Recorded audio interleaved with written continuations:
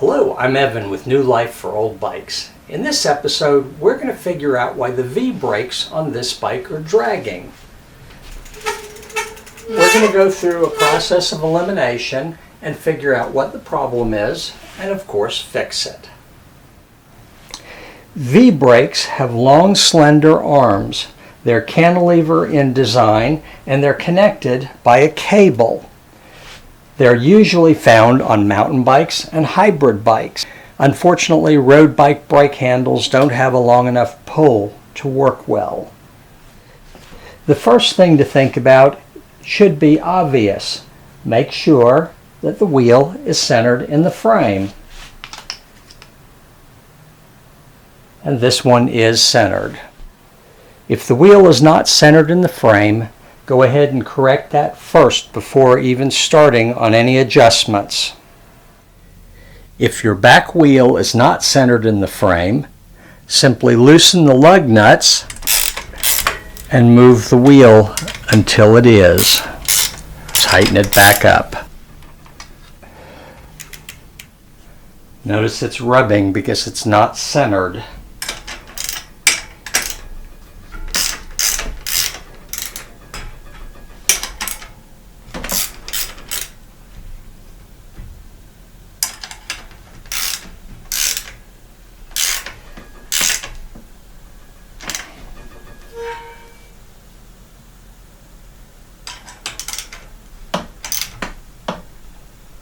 Go, and it is centered. There are situations where you wouldn't be able to center a wheel in the frame. If someone has messed with the spokes and pulled the wheel to one side or the other, obviously you wouldn't be able to center it. A quick solution for that would simply be to add a spacer on one side of the wheel or the other. The other situation is if you had a bent frame. If you want to check for this, I do have a video on how to check for a bent frame. On each of these arms is an adjustment screw. As you tighten the adjustment screw, it limits the movement on that side of the bike. What we're going to do first is we're going to loosen both sides. Start off with no adjustment at all and see how that works.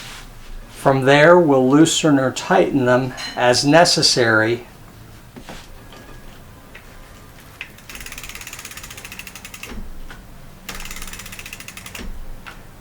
And amazingly, that solves the problem. Had this side still not been moving, I probably would have tightened up the other side a little bit more. I want you to notice there's surface rust on this bolt. Chances are there's also surface rust on the pivot point under here. So we're going to remove this, clean it up, and put a little bit of lubricant on it to make sure it rotates smoothly.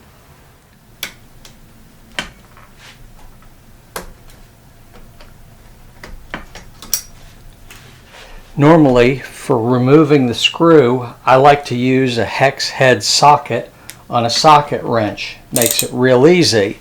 However, if all you happen to have is an Allen wrench, you can still do it. Take a crescent wrench and screw it all the way down, slide it in, and now you have enough leverage to break it free.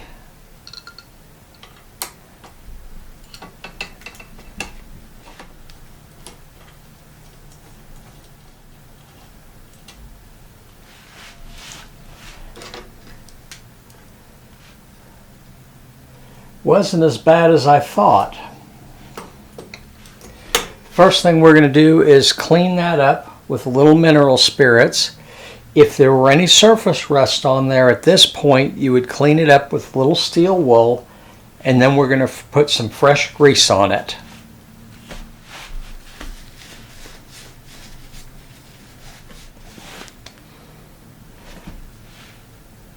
Make sure you use a waterproof grease for this. When putting this back together, I want you to notice there's 3 holes in here. Whatever hole you choose for the right side, make sure you do the same thing on the left side.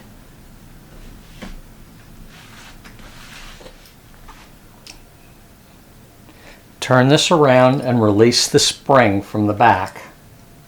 This will allow you to move that pin.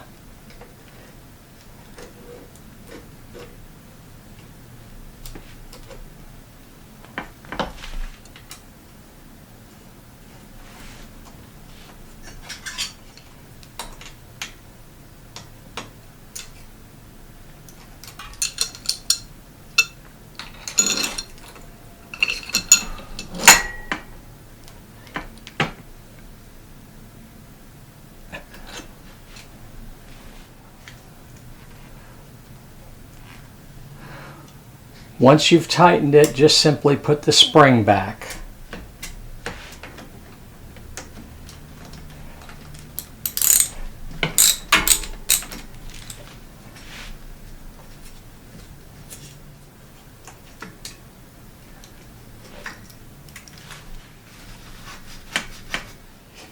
This one is a bit rusty, so we're going to take a little bit of steel wool and clean it up before we grease it.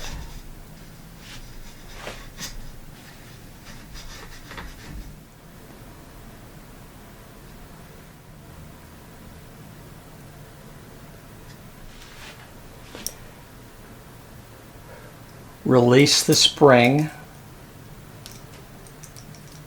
on the other side. Make sure you put this pin in the same hole as you did on the other side.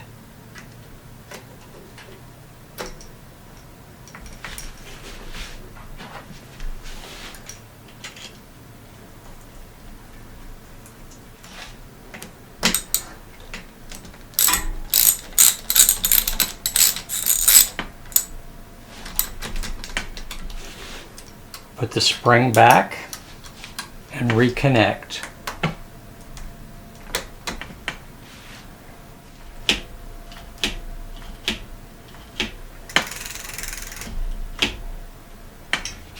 Very good. The next thing I wanted to show you was how to tell if you have enough tension on your brake cables. The rear brake goes about halfway down, which is perfect. The front brake, when I pull the handle, goes almost completely down to the grip. It doesn't matter how hard I pull on that. If I'm going down a hill, it's not going to stop the bike. Our first option is to simply screw the cable adjuster out.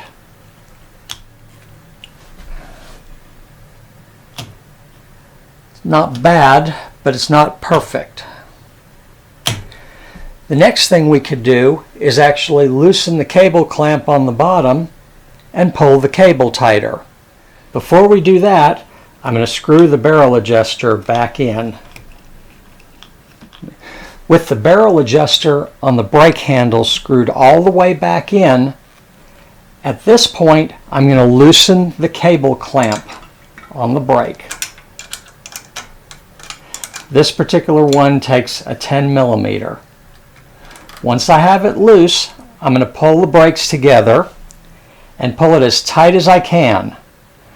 Then I'm going to back it up just a little bit and tighten it up again.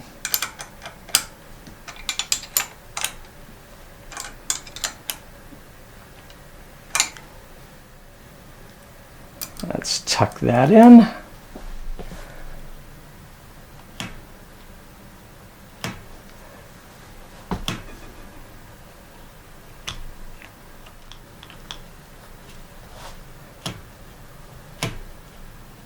Perfect. Thank you for watching. I hope you found the information useful. If you have any questions, let me know in the comments below. And don't forget, like and subscribe.